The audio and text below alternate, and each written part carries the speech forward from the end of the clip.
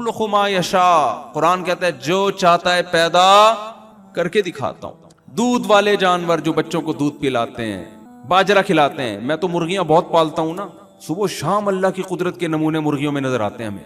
کمال ہے، ادھر چوزا پیدا ہوا، مرغی کیا کرتی ہے، جیسے ہی دانا ڈالو نا، مرغی کھاتی نہیں ہے، فوراً دانا چبائے گی اور نیچے پھینکنا شروع کر دے. یار اس کے دل میں ایسی ممتا.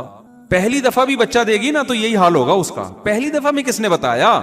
بھائی انسان تو اپنے بڑوں سے سیکھ لیتا ہے، سوسائٹی سے سیکھ لیتا ہے. آپ مرغی کو سب مرغیوں سے الگ کر کے بند کر دو، وہی پروسیس ہوگا. انڈا دے گی، انڈوں پہ بیٹھے گی، اس کو گھماتی رہے گی 12 گھنٹے سے تاکہ چاروں طرف سے ہیٹ ملے.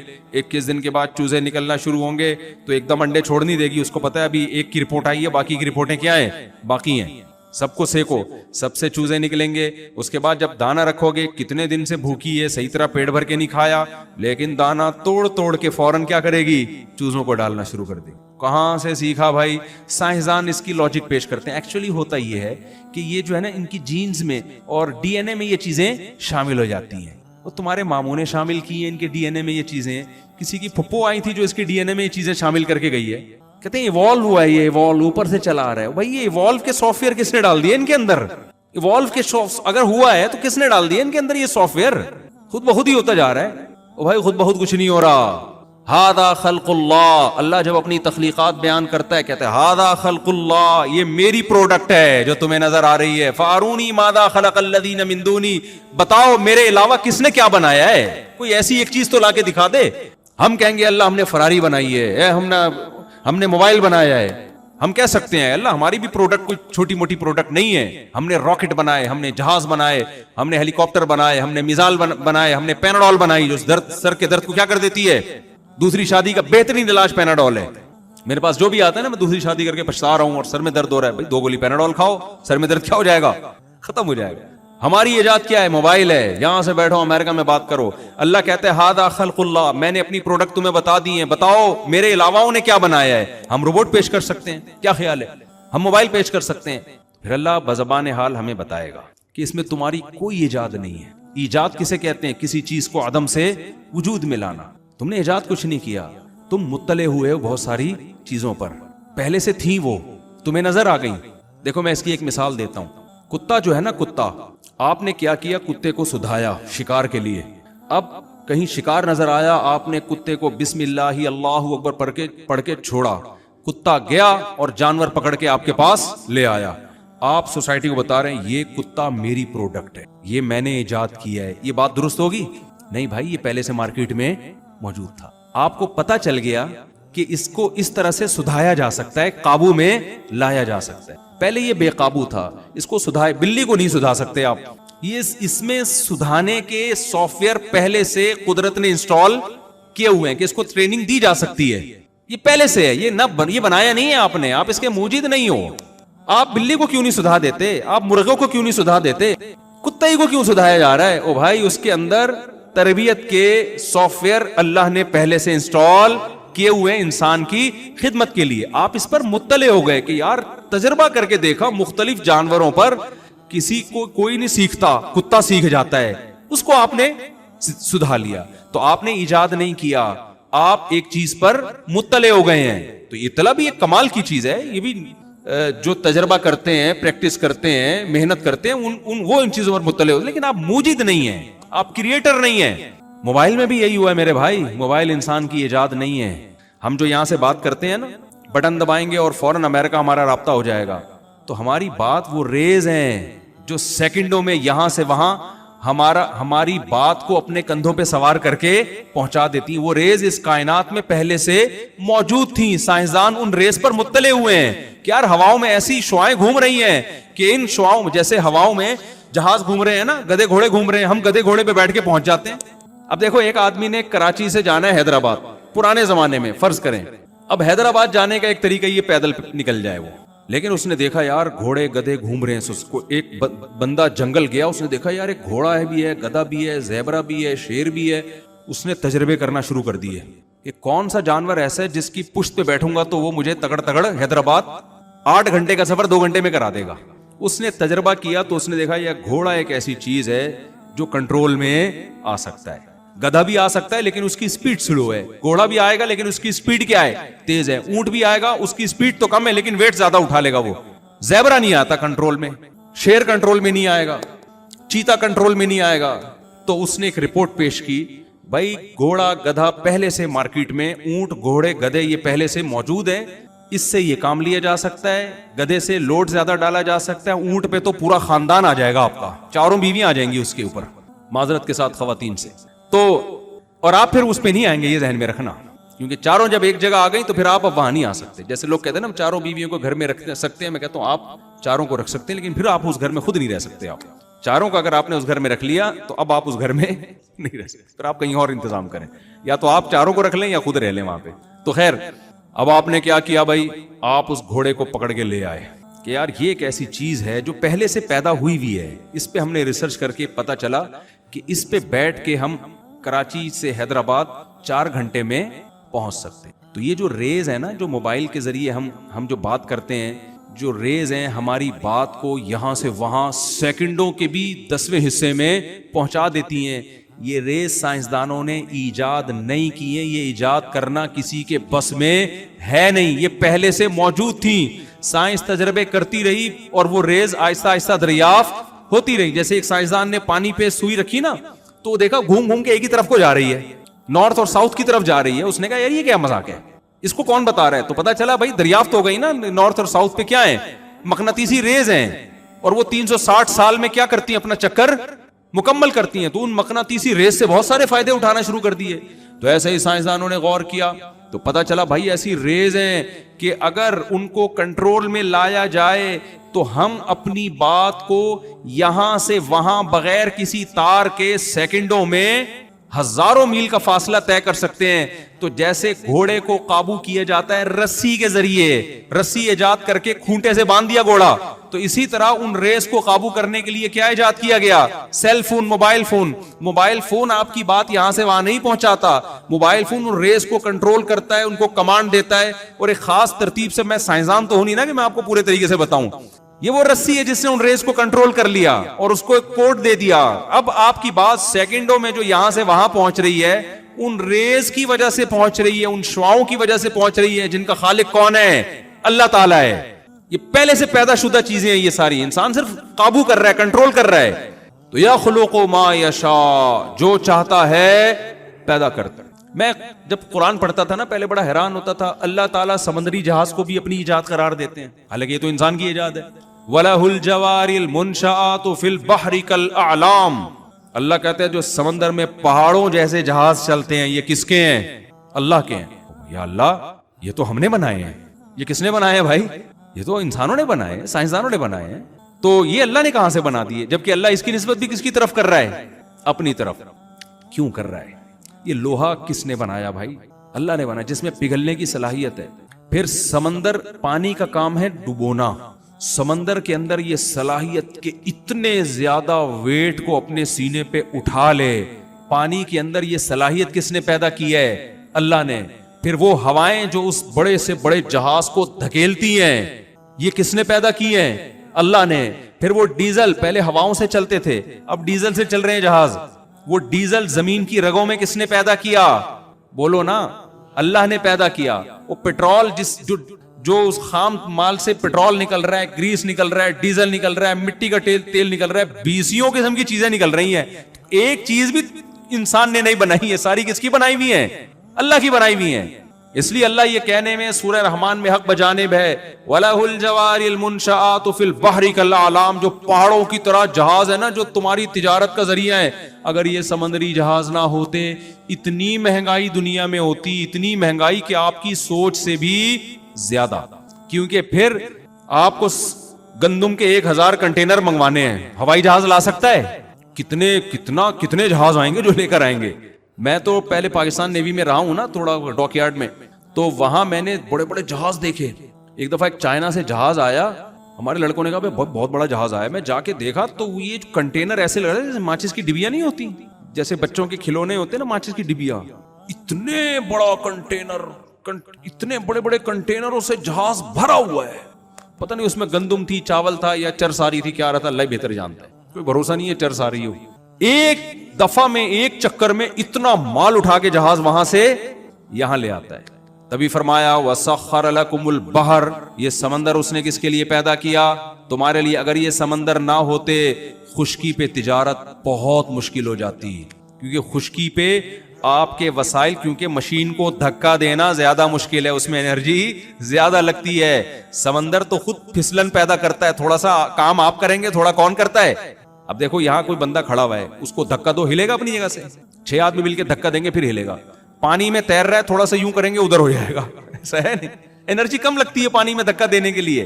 تو تجارت تو ساری ہے ہی دھکے کا کھیل بھائی, یہاں سے وہاں. ٹرانسپورٹیشن کا جو کام ہے, ٹرانسپورٹ کا جو کام ہے, ٹرانسپورٹ کا مطلب کیا ہے؟ یہاں سے وہاں ٹرانسفر کرنا. اس میں وسائل کم لگ رہے ہیں. تبھی اللہ کہتا ہے میں نے تمہارے لیے سمندر مسخر کر دیا. اگر یہ سمندر نہ ہوتا انسان کے لیے زندگی ممکن نہ ہوتی. اب سائنسدانوں نے دیکھا اتنا بڑا سمندر, پہلے اتنا خیال نہیں تھا اتنا بڑا سمندر ہے. جب چاند پہ گئے ہیں تو یا خلا میں گئے تو جا کے دیکھا تو سمندر زیادہ ہے, خشکی اس میں کیا ہے؟ 3 حصے پانی ہے, ایک حصہ کیا ہے؟ خشکی. پتا چلا کہ بھائی یہ 3 حصے پانی ضروری ہے, کیونکہ جتنی بارشیں زمین کو چاہیے نا, جتنی خشکی ہے اس کے لیے جتنی بارشیں چاہیے اس کے لیے سمندر اتنا بڑا ضروری ہے. سمندر ہی تو پانی پرووائڈ کرتا ہے. اور میں بار بار ایک ٹاپک چھیڑتا ہوں, یہ جو کہتے ہیں نا 2 بچے ہی اچھے, رسک کم پڑ جائے گا, وسائل, صرف ایک سمندر ہی ایسا ہے جو ابھی آبادی 6 ارب ہو رہی ہے نا, یہ اگر 6 گنا بھی بڑھ جائے, 36 ارب بھی ہو جائے, خالی سمندر ہی رزق کی کمی پوری کرنے کے لیے کافی ہے. اسی میں اتنا کچھ پڑا ہوا ہے. اور اللہ کا نظام, اللہ نے ایسا سسٹم بنایا ہے کہ زمین کے وسائل کو جتنا استعمال کریں گے وہ وسائل تازہ ہوتے رہیں گے, جہاں استعمال کرنا چھوڑا برباد. مثال کے طور پر اب آپ نے کیا کیا, سمندر سے شکار چھوڑ دیا کہ وسائل کم ہے ہمارے پاس, تھوڑا سا اگلی نسل کے لیے مچھلیوں کو رکھو. مچھلیاں بڑھیں گی ہی نہیں, کیونکہ بڑی مچھلی چھوٹی مچھلی کو کیا کرے گی؟ کھا جائے گی. بڑی مچھلی کیا کرے گی؟ چھوٹی. وہ گروتھ ریشو ان کا اسی حساب سے کیا ہو جائے گا. آپ شکار کر کے بڑی مچھلیوں کو کھاؤ گے نا جب, تو بڑی مچھلیاں چھوٹی کو کھانے کے لیے والی بچیں گی نہیں, وہ چھوٹی کیا ہو جائیں گی؟ وہ خود ہی بڑی ہوں گی. آپ نہیں کھاؤ گے تو وہ کھا جائیں گے. تو بہتر نہیں ہے کہ بچے پیدا کر کے انسانوں کو کھلا دو؟ کیا خیال ہے؟ اسی وجہ سے شکار میں یہ پابندیاں لگتی ہیں کہ بڑی بڑی مچھلیوں کو پکڑو, چھوٹے بچوں کو چھوڑ دو. لیکن ہمارے یہاں بہت باریک جال کے شکار استعمال ہوتے ہیں اللیگل کام میں. الحمدللہ اللہ نے ہمیں بہت بڑا مقام عطا فرمایا ہے. یار تم بڑا جال لگا لو, بڑی مچھلیوں کو کھا جاؤ, چھوٹیوں کو بڑا ہونے دو, وہ کل کھا لینا ان کو. لیکن نہیں, میں تو گیا ہوں نا شکار پہ, سمندر میں جاتا رہتا ہوں, مچھیرے سارے اللیگل کام کر رہے ہوتے ہیں. اتنا چھوٹا جال لگاتے ہیں کہ آپ کو مچھلیاں چاہیے, اور اس میں مچھلی کے علاوہ بھی 20 قسم کی مخلوق جو کل مچھلی کی خوراک بنتی وہ بھی نکلتی ہے, اور اس کو آپ باہر پھینک کے ختم کر دیتے ہو. اسی وجہ سے ہم ترقی نہ کر رہے ہیں, اور نہ الحمدللہ کرنے کا ہمارے ہاں کوئی دور دور کا امکان ہے. جاپان کا تو ہم نے بڑا سنا ہوا ہے نا دنیا میں. جاپانوں ان میں مذہب نہ ہونے سے تو تباہ ہو گئے وہ لوگ, مذہب نہ ہونے سے تو وہ بیچارے اتنا کچھ کر کے بھی, لیکن کچھ کوالٹیاں دنیا کی قوموں میں بہت زیادہ ہے. اللیگل کام کا تصور نہیں ہے, اللیگل کام کا. میرے ایک دوست تھے, انہوں نے مجھے بتایا کہ وہ حلال, جاپان میں کوئی ادارہ تھا جو حلال اسٹیمپ لگاتا تھا گوشت پہ. میں نے کہا یار یہ امریکہ میں بھی حلال کے ٹھپے لگ رہے ہیں, تھائی لینڈ میں بھی لگ رہے ہیں, کوئی بھروسہ نہیں ہوتا کہ حلال ہے بھی یا نہیں ہے. اس نے کہا مفتی صاحب جاپان میں اگر کسی گوشت پہ حلال کا ٹھپا لگ گیا نا, سعودیہ کا ٹھپا مشکوک ہو سکتا ہے, جاپان کا ٹھپا مشکوک نہیں ہو سکتا, کیونکہ اللیگل کام کا وہاں تصور نہیں ہے. وہ یہ کہتے ہیں جیپنیز غیر مسلم ہونے کے باوجود کہ اگر ہم حلال کا ٹھپا لگائیں گے نا تو مسلمان اسکالرز کی نظر میں جو بالاتفاق جو گوشت حلال ہوگا نا اسی کو سرٹیفکیٹ ملے گا. جہاں شک پیدا ہو جائے گا جاپان ٹھپا نہیں لگائے گا, نہ لگانے دے گا. کاش ہم لوگ بھی قانون کے معاملے میں ایسے ہو جائیں. ہمارے ہاں اللیگل. ایک دفعہ میں شکار کے لیے گیا, وہ کیا کر رہے ہیں, بندوق سے گولی مار رہے ہیں یا کرنٹس دے کے نا نہر پہ شکار کر رہے ہیں. مجھے انہوں نے بتایا کہ یہ اللیگل ہے. میں نے کہا اللیگل ہے تو کیوں کر رہے ہو؟ کہہ رہے ہیں یار چھوڑو, لیگل اللیگل سے کیا ہوتا ہے. ہو کیا رہا تھا, جب وہ کرنٹ سے مار رہے ہیں, آپ کو کھانی مچھلی ہے اور ہر مخلوق رہی ہے پانی کی, جو پانی میں زندگی برقرار رکھنے کے لیے ضروری ہے. تو یہ قانون تو بھائی آپ ہی کے فائدے کے لیے ہے نا, کیوں اللیگل کام کر رہے ہو؟ نبی صلی اللہ علیہ وسلم نے فرمایا جس نے بلا وجہ چڑیا کو مارا, کھانے کے لیے نہیں ویسے ہی, اس نے بھی گناہ کیا. تو آپ نے کھانی مچھلی ہے اور ایک مچھلی کے چکر میں آپ سینکڑوں جانوروں کو ہلاک کر رہے ہو, جس سے مچھلیوں کی خوراک ختم ہو رہی ہے. تو یہ نقصان دہ ہے یا نہیں ہے؟ تو یہ اس بات کو ہمیں ایک دوسرے کو تکرار کرنا چاہیے, پھیلانا چاہیے. بھائی جو قانون ہمارے فائدے کے لیے بنا ہے ان قوانین کو ہمیں فالو کرنا چاہیے. یہ صرف حکومت کا حکم نہیں ہے, یہ ہمارے مذہب کا بھی حکم ہے. اللہ میاں نے جب ان مخلوقات کو ہمارے لیے پیدا کیا ہے اور کھانے کے لیے پیدا کیا, تو تمیز سے کھا لو گے تو کھاتے رہو گے, بدتمیزی کے ساتھ کھاؤ گے تو رزق کی کمی ہوگی. پھر الزام کس کو دو گے؟ اللہ کو. وہ اللہ کو الزام نہیں ہے. دیکھو آپ کے گھر میں 6 کوفتے پک رہے ہیں, کھانے آپ نے 2 ہیں, پھر کوفتوں کی کمی ہو جاتی ہے تھوڑے دنوں میں, پکتے ہی نہیں ہے, تو اس کا مطلب کہ اللہ نے کوفتے پیدا کرنے کم کر دیے ہیں؟ بھائی آپ تمیز سے کھا نہیں رہے ہو, آپ ضائع کر رہے ہو اس کو. تو مجھے جب بھوک لگ رہی ہوتی ہے, جو کھانے کا دل کرتا ہے نا, پھر مثالوں میں وہی چیزیں آنا شروع ہو جاتی ہیں. تو میں عرض کر رہا تھا یخلق ما یشاء, اللہ جو چاہتا ہے پیدا کر دیتا ہے. ایسا ہو نہیں سکتا بنانے والے نے ایویں ہی بنا دیا ہو, ٹھیک ہے نا, کہ بس ویسے ہی کچھ کام دنیا میں نہیں ہوتا.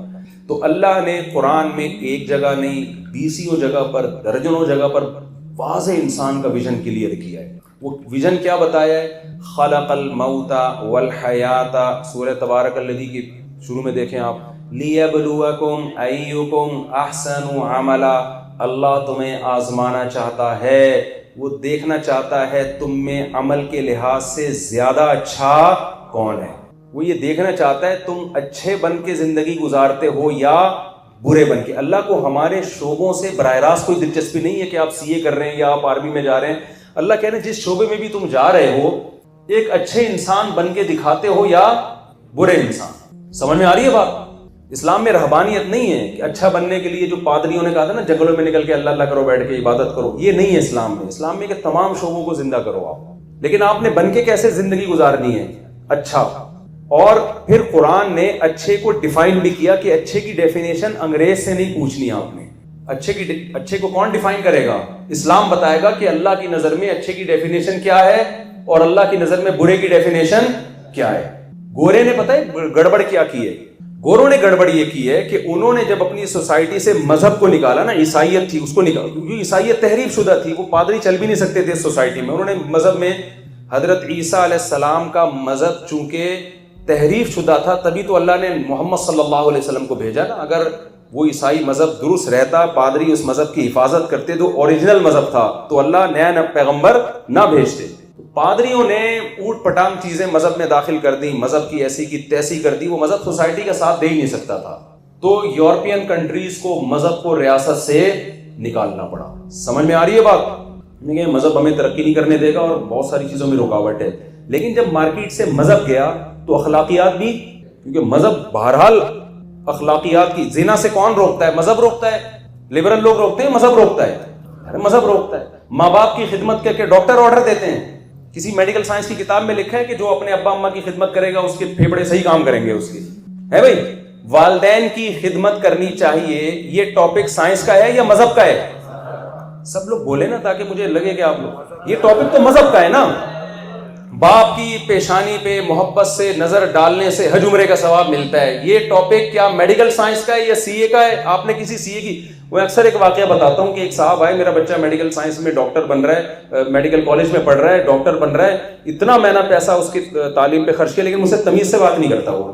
تو میں نے کہا دیکھیں میڈیکل کالج میں یا میڈیکل سائنس کی جتنی کتابوں کا ٹوٹا پھوٹا مجھے علم ہے, اس میں تمیز نام کا کوئی چیپٹر ہے نہیں. چیپٹر ہوتا تو وہ تمیز سے, وہ تو پڑھ رہا ہے گردے پھیپھڑے کلیجی اور جو بھی چیزیں ہوتی ہیں, لیور وغیرہ, انگلش میں جو بھی ہے حساب کتاب, لنگس کیسے کام کرتے ہیں. اور وہ ایک شاعر نے کہا ہے نا ایک نوجوانوں کے بارے میں, رنگ چہرے کا زرد کیسا ہے, آئینہ گرد گرد کیسا ہے, کام گھٹنوں سے جب لیا ہی نہیں پھر یہ گھٹنوں میں درد کیسا ہے. گھٹنوں کے بارے میں تو وہاں تو میڈیکل کالج میں آپ کیا پڑھیں گے, وہاں تو یہ چیزیں پڑھ رہے ہیں. یہ میں آخر میں سناؤں گا, میرا بیان نہ ادھورا رہے, یہ شعر میں دوبارہ انشاءاللہ سناؤں گا. تو اصل میں آپ کے مطلب کا ہے نا, اس لیے آپ تو میڈیکل سائنس یا حکمت یا طب کا ٹاپک تو گھٹنے گردے پھیپھڑے یہ ہے نا, تمیز تھوڑی اس کا ٹاپک ہے. تو گوروں سے غلطی یہ ہوئی کہ انہوں نے جب مذہب کو اپنی سوسائٹی سے نکالا اور چرچ تک محدود کر دیا, بھائی جس نے جانا ہے پادری صاحب سے آشیرواد لے کے آ جائے, ہمیں گورنمنٹ کی طرف سے کوئی پابندی نہیں, لیکن یہ ہمارا ہدف ہے نہیں. تو وہاں اخلاقی جرائم بڑھنا شروع ہو گئے. پہلے تو انسان چوری نہیں کرتا تھا کہ اللہ کو آخرت میں جواب دینا ہے. جب آخرت کا تصور ہی ختم ہو گیا تو چوری کرو, گورنمنٹ کو جواب دینا ہے. تو گورنمنٹ جہاں گورنمنٹ کی نگاہوں میں انسان آ سکتا ہے تو وہاں تو ٹھیک ہے, نہیں تو کرے گا وہ چوری بھی. تو اتنے اخلاقی جرائم وہاں بڑھ گئے. آپ یورپ کی ہسٹری اٹھا کے دیکھیں کہ انہوں نے پھر کیا کیا, ورک شاپس کروانا شروع کی کہ مینرز سکھائے جائیں لوگوں کو, کیونکہ کمپنیاں برباد ہونا شروع ہو گئی تھی نا, ملازم ڈھنگ سے کام نہیں کر رہے. قرآن تو کہتا ہے وَيْلٌ لِّلْمُطَفِّفِينَ الَّذِينَ إِذَا اكْتَالُوا عَلَى النَّاسِ يَسْتَوْفُونَ. تباہ بربادی ان لوگوں کے لیے جو اپنا حق لینے کے لیے پورا حق لیتے ہیں, کام میں کیا کرتے ہیں, ڈنڈی مارتے ہیں. تو یہ تو تورات کی بھی یہی تعلیمات تھی کہ جب آپ کسی سے سیلری لے رہے ہیں, تنخواہ لے رہے ہیں, تو کام بھی آپ کو پراپر کرنا پڑے گا. قرآن بیان کرتا ہے ہم نے قوم شعیب علیہ السلام کو جس قوم کی طرف بھیجا وہ ناپ تول میں کمی کرتی تھی, پیسے پورے لیتے تھے, چیز دینے میں ڈنڈی مارتے تھے, پوری قوم کو اللہ نے تباہ و برباد کر دیا. اب یہ تو انجیل کی بھی تعلیمات ہیں, یہ تو تورات کی بھی تعلیمات ہیں. یہ تعلیمات جب ان کی مارکیٹ سے گئی ہیں تو ناپ تول میں برابری کہاں سے رہے گی. کمپنیوں کا دیوالیہ ہونا شروع ہوا تو انہوں نے ورک شاپس کروانا شروع کی. اب مذہب کو تو وہ لا نہیں سکتے تھے تو انہوں نے مینرز سکھانا شروع کر دیے, تمیز سے بات کرنی چاہیے, ایک دوسرے کا خیال کرنا چاہیے. جیسے ہم وظیفہ بتا رہے ہوتے ہیں نا, اول آخر 11 دفعہ درود شریف پڑھیں, پھر یہ انہوں نے کہا اول دفعہ جب بھی کسی سے بات کریں تو 6 دفعہ تھینک یو لازمی کہیں, آخر میں بھی کیا کہنا ہے آپ نے, تھینک یو کہنا ہے. اور ابھی تبھی نہیں چلے گا مارکیٹ, پلیز سے بات کریں آپ, کائنڈلی, پلیز, ایسے. یہ انہوں نے ورک شاپس کر کر کے اپنی قوم کو تمیز سکھائی اور اس معاملے میں وہ تمیز میں ہم سے آگے نکل گئے. لیکن ایک بڑا جرم ان سے یہ ہوا کہ انہوں نے تمیز کی جو ڈیفینیشن اور تہذیب کی ڈیفینیشن اتنی رکھی جس سے سوسائٹی بس مالی ترقی کر سکے, حالانکہ تمیز میں اور بہت ساری چیزیں داخل تھیں. سمجھ میں آ رہی ہے بات؟ میں مثال سے میں اکثر مثالیں ہوئی ہیں سوسائٹی میں چل رہی ہیں, تو آپ پریشان نہ ہوا کریں یار یہ کیا مفتی صاحب ابھی تبھی لگا کے رکھا ہوا ہے. دیکھو تمیز میں یہ بھی داخل ہے. آپ کے ہاں کوئی رشتہ لینے کے لیے آیا لڑکا, آپ کی بیٹی یا سسٹر کے لیے کوئی رشتہ, آپ لڑکے سے پوچھ رہے ہیں کیا کرتے ہو, میں چرس پیتا ہوں. میں کیا کرتا ہوں, چرس پیتا. یار عجیب آدمی ہے, چرس پیتا ہے, یار تو تو بد تہذیب آدمی ہے. تہذیب کا چرس سے کیا تعلق ہے یار؟ اور کیا کرتے ہو, کہتے کبھی کبھی بوتل بھی لگاتا ہوں.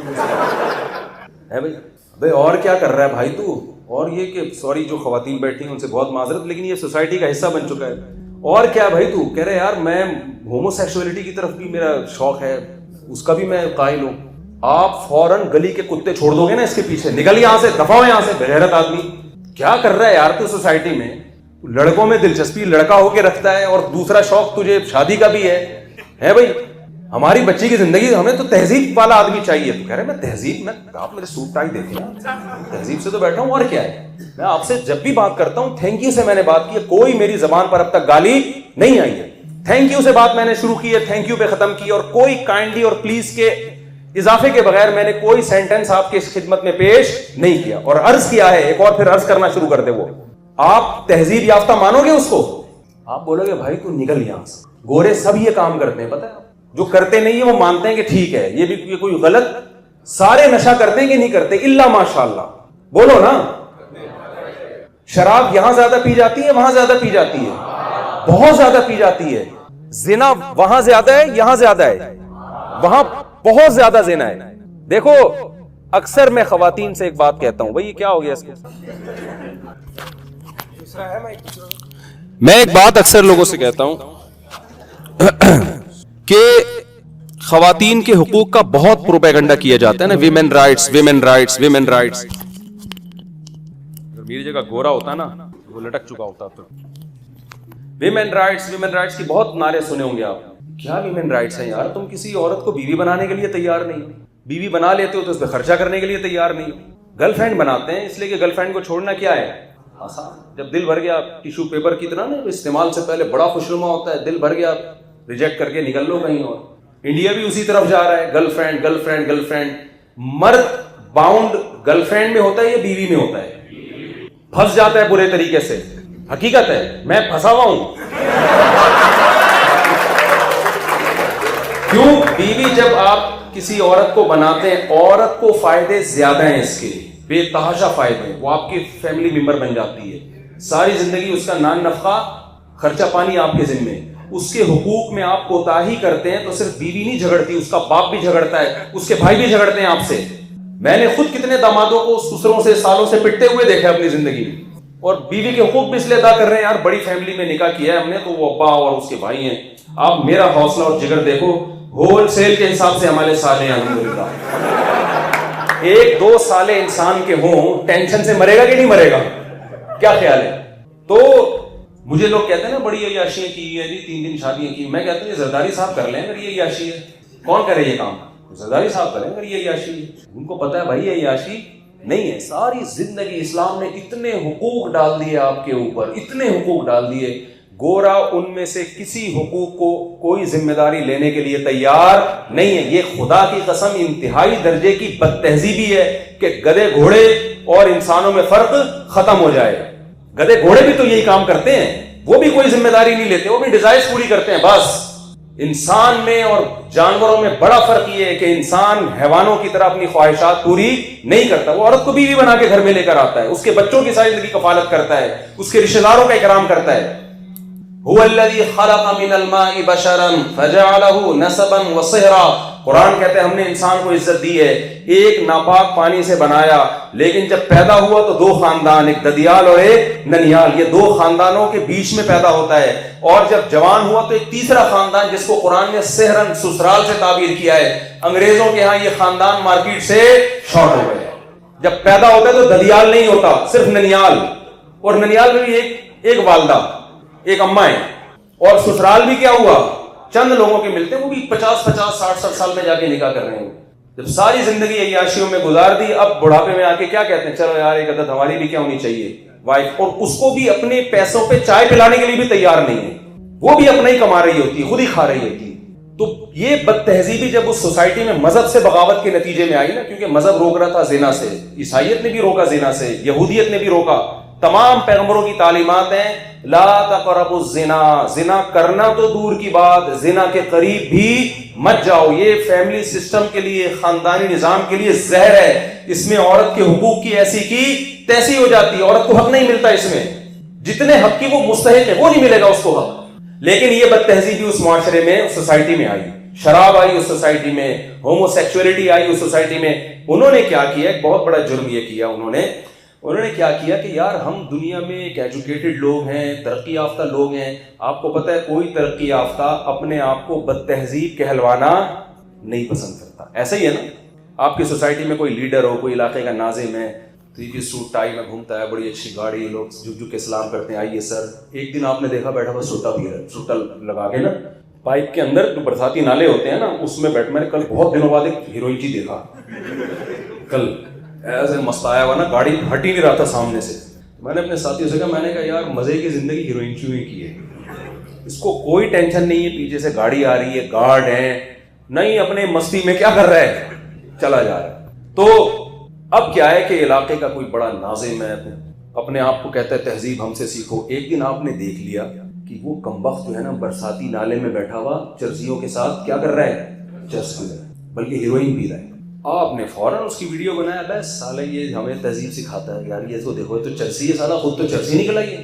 اب ہونا یہ چاہیے تھا کہ اس کو چاہیے کہ وہ توبہ کرے کہ یار میں قوم کا لیڈر ہوں، لوگ مجھے فالو کرتے ہیں، میں ایجوکیٹڈ آدمی ہوں، میں نے CA بھی کیا ہوا ہے معذرت کے ساتھ، تو میں اتنا پڑھا لکھا ہوں، مجھ پہ یہ چرس ہیروئن بالکل بھی سوٹ نہیں کرتی. تو یار وہ آپ کے پاس آئے، بھائی وہ ویڈیو ڈیلیٹ کر دو، میں نے توبہ کر لی ہے. آپ میں انسانیت ہوگی تو آپ بھی ڈیلیٹ کر دیں گے، آپ کہیں گے چلو یار. اس نے کیا کیا، اس نے کہا یہ چرس ہیروئن میں نہیں چھوڑ سکتا بھائی، یہ نہیں ہو سکتا. تو اس نے کیا کیا، آکسفورڈ یونیورسٹی سے رابطہ کیا، انہوں نے کہا یار یہ جو تہذیب کی ڈیفینیشن ہے نا، فوراً کیا کرو کتابوں سے نکال کے اس کی ڈیفینیشن کو کیا کر دو، چینج کر دو. تہذیب میں کی ڈیفینیشن میں پہلے یہ تھا کہ چرسی نہ ہو، زانی نہ ہو، ہیروئنچی نہ ہو، باپ ماں کو اولڈ ہاؤس میں جمع نہ کراتا ہو، بڑھاپے میں ابا اماں کی، یہی خاندانی، میں اکثر لفظ استعمال کرتا ہوں نا خاندانی. تو خاندانی کسے کہتے ہیں، جو بوڑھے ماں باپ کو گھر سے نکالے یا بوڑھے ماں باپ کی خدمت کرے، خدمت کرے، ظاہر ہے اسی کو تہذیب یافتہ انسان کہتے ہیں. اور تہذیب یافتہ اسے کہتے ہیں جو بیوی سے محبت کرے یا بیوی کو چھوڑ کر دفتروں میں لڑکیوں سے دوستیاں لگا رہا ہو. ظاہر ہے وہی شریف آدمی سمجھا جاتا ہے یار، جو اپنی بیوی کو وقت دے، محبت کرے، اس سے اس کے حقوق ادا کرے اور انٹیوں میں دلچسپی نہ لے. حقیقت ہے ہمارے ہاں تو اسی کو میرا خیال ہے شریف انسان کہتے ہیں، سمجھ رہے ہیں نا. اسی طرح چرس نہ پیتا ہو، شراب نہ پیتا ہو، ماں باپ کی کڑوی کسیلی باتوں کو برداشت کرتا ہو، لڑکیوں کو ان کے ماں باپ کے خلاف نہ ورغلائے. ایسے کیسز بہت آ رہے ہیں، جو بھاگ رہے ہیں لڑکی کو 16 کچھ دن پہلے ایک 20 سال کا لڑکا 16 سال کی لڑکی کو گھر سے بھگا کے لائے. میں نے کہا یار اس بچی کے ماں باپ پہ کیا آرے چل رہے ہوں گے، 3 دن سے بچی گھر سے غائب ہے. اور میں نے اس لڑکی سے بولا کہ یہ 20 سال کا لوڈا لپاڑا، یہ تمہیں باپ کے خلاف، ماں کے خلاف، خاندان کے خلاف اس نے بغاوت کی، تم کیا سمجھتی ہو تمہارے ساتھ وفا کرے گا؟ یہ ایسا آدمی وفادار ہو سکتا ہے؟ اس کے باپ کے دل پہ آرے چل رہے ہیں، کچھ تو انسانیت. تو تہذیب کی اب لمبی چوڑی ڈیفینیشن تھی کہ جی یہ بھی نہ کرتا ہو، یہ بھی نہ کرتا ہو، سٹے بھی نہ لگاتا ہو، اور وغیرہ وغیرہ، کپڑے بھی پراپر پہنتا ہو. تہذیب میں یہ بھی داخل تھا کہ پراپر لباس ہونا چاہیے. آدھے یہ 2-4 اسٹیکر چپکا لینا یہ بد تہذیبوں کا کام ہے. حقیقت ہے تہذیب یافتہ چاہے مرد ہو یا عورت، اس کی ڈریسنگ کیا ہوگی؟ پراپر ہوگی. تو اب وہ جو آپ نے جب اس کو دیکھا نا، وہ نالے میں بیٹھا ہوا سٹا لگا رہا ہے اور دعوے کرتا ہے میں تہذیب یافتہ ہوں اور مجھ سے تہذیب سیکھو، کیونکہ میں بات کرنے سے پہلے بھی تھینک یو اور بات کے آخر میں بھی تھینک یو. تو اب مسئلہ یہ ہے کہ بجائے اس کے کہ وہ اپنی اصلاح کرتا، اس نے یونیورسٹی میں گیا اور جو اس نے کیا کیا کہ یار فوراً تہذیب کی ڈیفینیشن کو کیا کر دو، چینج. تہذیب میں یہ لکھو کہ جو چرس پیتا ہے، اس چرس پینے کا تہذیب سے کوئی تعلق نہیں، یہ آپ کی نجی لائف ہے، آپ پئیں یا نہ پئیں. رہا مسئلہ یہ کہ میں چونکہ اس لیے بدنام ہوا کہ گندے نالے میں، برساتی نالے میں بیٹھ کے پی رہا تھا، تو آئندہ سے ہم یہ کیا کریں گے کہ 3 پیس سوٹ میں پراپر وے میں بیٹھیں گے، ایئر کنڈیشن روم ہوگا، عود کی خوشبو جل رہی ہوگی اس میں، اور ہم تمام لوگ بیٹھ کے آپس میں چرس کا تبادلہ کیا کریں گے. اور چرس کا نام بھی چینج کر دیں گے، اس کا نام رکھیں گے anti depression powder. Anti depression powder. اب تھوڑے دنوں میں نا جب یہ چیز میڈیا پہ آئے گی، بار بار اس پہ ڈیبیٹ ہوں گی، بھائی چرس سے کیا ہوتا ہے، یہ تو ڈپریشن. میں یقین سے کہتا ہوں کہ جو چرس نہیں پیے گا نا، وہ دقیانوس اور بد تہذیبہ کہلائے گا. اور آپ اپنے داماد کو منتخب کریں گے، بیٹا چرس بھی پیتے ہو کہ نہیں پیتے ہو آپ؟ وہ کہے گا نہیں پیتا. فنڈامنٹلسٹ، بنیاد پرست، دقیانوس. ہماری بچی کو بھی لگتا ہے یہ چرس نہیں پینے دے گا. خدا کی قسم یہی ہو رہا ہے سوسائٹی میں. میرے پاس اس سے زیادہ مثال سمجھانے کے لیے نہیں ہے اس کلچر میں اور اپنے کلچر میں فرق کرنے کے لیے. آپ نا کچھ دن یہی ہو گیا ہے، کچھ دنوں کے بعد یہ چیز سوسائٹی کا حصہ بن جائے گی. جو نہیں پی رہا ہوگا لوگ کہیں گے یار یہ مذہب کو فالو کرتا ہے، یہ دقیانوس قسم کے. یہ ہماری بیٹی کو بھی اسی طرح کہے گا دودھ پیو اور سموسے کھاؤ اور کھانا کھاؤ، اور یہ اس میں باؤنڈ کر کے رکھ دے گا. ہماری بیٹی تو پینے کی شوقین ہے ماشاءاللہ. اللہ کا شکر ہے ہم ایجوکیٹڈ لوگ ہیں، تہذیب یافتہ لوگ ہیں، پیتے بھی ہیں پلاتے بھی ہیں. کپڑے وپڑے کو ہمارے یہاں کچھ نہیں ہوتا، پہن لو ٹھیک ہے، نہیں تو کوئی بات نہیں. یہی ہو رہا ہے نا. جتنے ماڈرن لوگ ہیں کپڑے ان کی نظر میں ویلیو رکھتے ہیں. جتنا غریب ہوگا نا اتنے زیادہ کپڑے پہنے گا. یعنی امیروں کے کپڑوں پہ پیسہ بہت لگ رہا ہے، کپڑا نہیں لگ رہا. حقیقت ہے کپڑا نہیں لگ رہا. اورنگی ٹاؤن جاؤ پورے پراپر ڈریس. میں ڈیفینس جاتا ہوں، کبھی نظر بھی آتا ہے، کبھی 2-4 وہ چیزیں پہنی بھی ہوتی ہیں، پتہ نہیں چل رہا ہوتا. تو اب میں آپ سے سوری وہ ڈیفینس کا بیٹھا ہے. تو میں یہ عرض کر رہا ہوں کہ گورے نے کیا کیا، جب مذہب کو ڈکشنری سے نکالا، سوسائٹی سے نکالا، تو بہت بڑے بڑے اخلاقی جرائم کا ارتکاب کرنا ان لوگوں نے شروع کر دیا. قوم میں نشہ آ گیا، ہومو سیکشولیٹی آ گئی. 98 تک یو ایس اے میں یہ ہومو سیکشولیٹی جو ہے یہ ایک نفسیاتی بیماری سمجھی جاتی تھی. لیکن اتنے لوگ اس میں مبتلا ہو گئے کہ ان کو اس کو لیگل کرنا پڑا کہ یار اگر انلیگل کرتے ہیں تو آدھی قوم تو غیر قانونی کام کر رہی ہے نا، تو کیوں نہ لیگل کر دو اس کو. کیونکہ جب آپ غیر قانونی کام کریں گے تو بغاوت پھیلتی ہے اس سے، یار اسی کو لیگل کر دو. پھر انہوں نے کہا جب لیگل ہو گیا تو دنیا کہے گی یار یہ یورپ میں یہ لیگل، یار یہ لیگل. پھر انہوں نے اس پہ تحریکیں چلانا شروع کر دی کہ کیا ہو گیا اس میں اگر کوئی کر رہے تو. مذہب نکالنے سے کیا کیا، تہذیب کی ڈیفینیشن چینج. پہلے تہذیب کی بڑی لمبی چوڑی کتابیں لکھتے تھے تہذیب کے بارے میں نا، کہ وہ بیوی سے وفادار ہوتا ہے، وہ اپنی ماں کا احترام کرتا ہے، وہ اپنے ابا کا احترام کرتا ہے، ابا کی کڑوی کسیلی برداشت کرتا ہے، وہ مسجد میں جا کے کبھی کبھار نماز بھی پڑھ لیتا ہے، ٹھیک ہے نا، وہ رمضان کے وہ اس کو مذہب کو بھی فالو کرتا ہے، اللہ کو بھی مانتا ہے.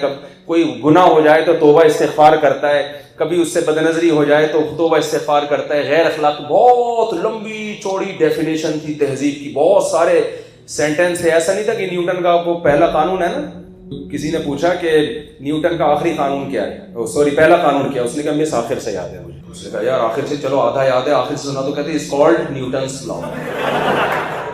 تو انگریز نے تہذیب کی ڈیفینیشن سے نا سارے سینٹنس نکالنا شروع کیے. چرسی ہونا کوئی مسئلہ نہیں، اگر آپ ڈرگس لیتے ہیں، شراب پیتے ہیں، اس کا ایجوکیشن سے تہذیب سے کوئی تعلق بولو نہیں. بہت سے تو نہاتے نہیں 6 مہینے. حقیقت ہے. ہمارے ایک رشتے دار گئے، یار میں سوچ رہا ہوں غریب ہوں، ہمارے ایک رشتے دار گئے فرانس. سارے گورے ایسے نہیں ہوتے، میں مانتا ہوں، کہہ رہے یار میں سمجھتا تھا فرانسیسی قوم دنیا کی سب سے نفیس ترین قوم ہے، یہ تو دن میں 6 دفعہ نہاتے ہوں گے۔ کہہ رہے پتہ چلا کہ ان کی خوشبوئیں دنیا میں اتنی زیادہ مشہور اس لیے ہوئی ہیں کہ ان کی